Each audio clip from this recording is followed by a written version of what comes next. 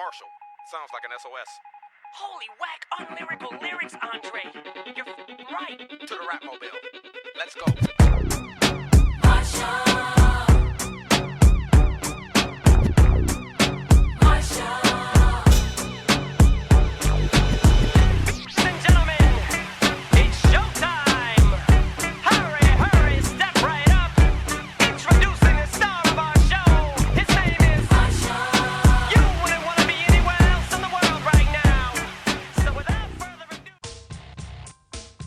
Teraz kilka metod, które każdy może przyswoić.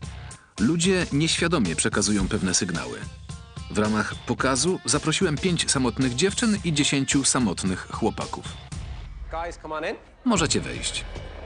Odczytując mowę ciała, zamierzam przewidzieć, którego faceta wybrałaby każda dziewczyna.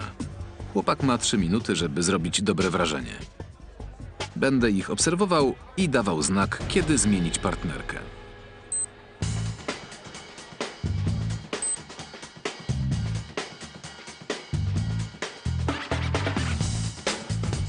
Nieświadomie ujawniamy to, co czujemy i myślimy. Gdy oczy przesuwają się w trójkącie oczy, usta, oczy, oznacza to, że dziewczyna myśli o pocałunku. Czyli jest zainteresowana. Uśmiech jest pozytywnym sygnałem, ale gdy brwi się nie ruszają, jest to fałszywy uśmiech, który oznacza znudzenie. Stopy nigdy nie kłamią i wyrażają naszą podświadomość. Obserwujcie, jak są ułożone. Jeśli w stronę wyjścia macie kłopot, skąd pochodzisz? Podejdźcie tutaj. Która z was wybrała faceta, ręka do góry? Wszystkie. Pamiętajcie, które mieli numery. Ale nie mówcie sobie, a tym bardziej mnie. Stańcie tutaj twarzami do mnie. Teraz panowie. Sądzę, że was rozgryzłem, dziewczyny. Przekonajmy się. Zamknijcie oczy, nie odwracajcie się i nie podglądajcie. Podejdź i stań tutaj. Połóż rękę na jej lewym ramieniu. Teraz ty, podejdź. Stań za nią i połóż rękę na jej ramieniu. Teraz ty.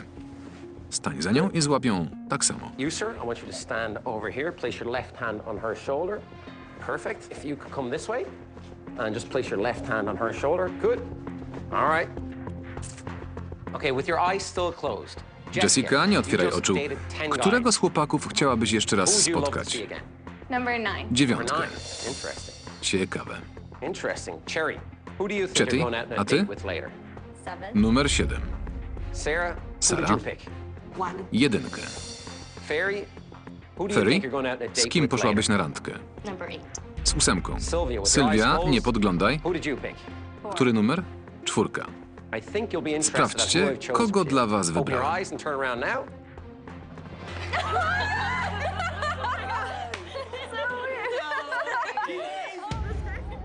Poznaliście już mowę ciała. To ćwiczenie wskazało również tych panów, którym przydałaby się pomoc w randkowaniu. William i Jason nie zrobili dobrego wrażenia. Dziewczyny były w stanie to wypunktować. Gadał od rzeczy. Przeskakiwał z tematu na temat. Mówił tylko o sobie. Wolałabym, żeby zainteresował się mną. Nie zwracał na mnie uwagi. O nic mnie nie pytał. Trudno było coś wtrącić. William i Jason są mało spostrzegawczy. Nie tylko w relacjach z kobietami, ale także w życiu codziennym.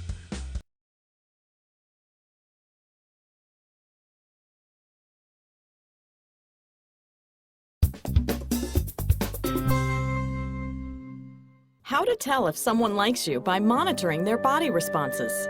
Learn how to tell if you're turning someone on or off by watching the way their body involuntarily reacts to you. You will need keen observation skills and a crash course in mating rituals. Step 1. Chat them up so you can observe their movements. If they begin to mimic you without even realizing it, they definitely like you. Now, you just have to figure out if they like you. If their feet point towards you, even when their attention is elsewhere, the answer is probably yes. Step 2. Look at their palms. If they're facing up, their subconscious is telling you they're open to a relationship. Step 3. Gaze into their eyes. When people are physically attracted to someone, their pupils dilate or become bigger. Step 4. Be on the lookout for the smile that earned the late Princess Diana the nickname Shy Di. Eyes peeking up as the forehead is bowed. This is an unconscious gesture of flirting. If they smile at you, check out the corners of their eyes. A genuine smile will cause crinkling. A polite smile won't. Step 5. Watch their shoulders. Lifting both shoulders up is an automatic muscular reaction when a person meets someone they find attractive. Did you know? If a person you're flirting with develops pigeon feet, that is, their toes start pointing inward towards one another, that person is both attracted to you and intimidated by you. 1, 2, 3, let's go! Little mama, show me how you move it. Go ahead, put your back into it. Do your thing like it ain't nothing to it. Shake that ass, girl. Little mama, show me how you move it. Go ahead, put your back into it. Do your thing like...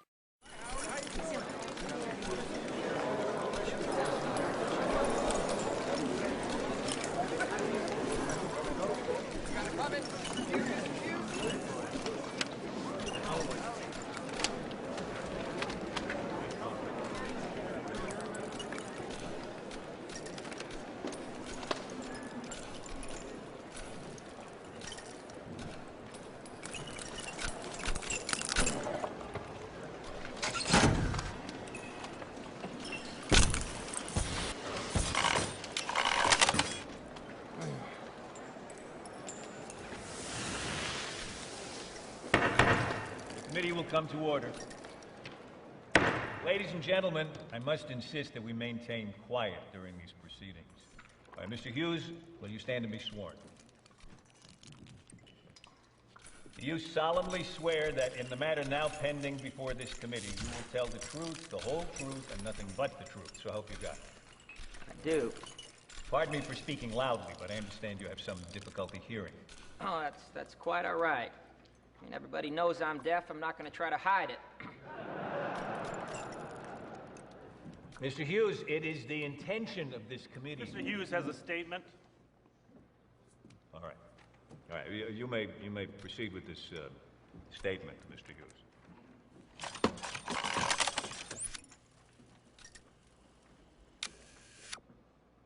Mr. Hughes, do you have a statement?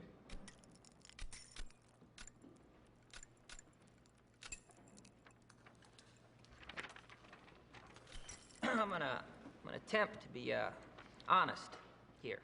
I mean, my reputation's being destroyed, so I might as well lay the cards on the table.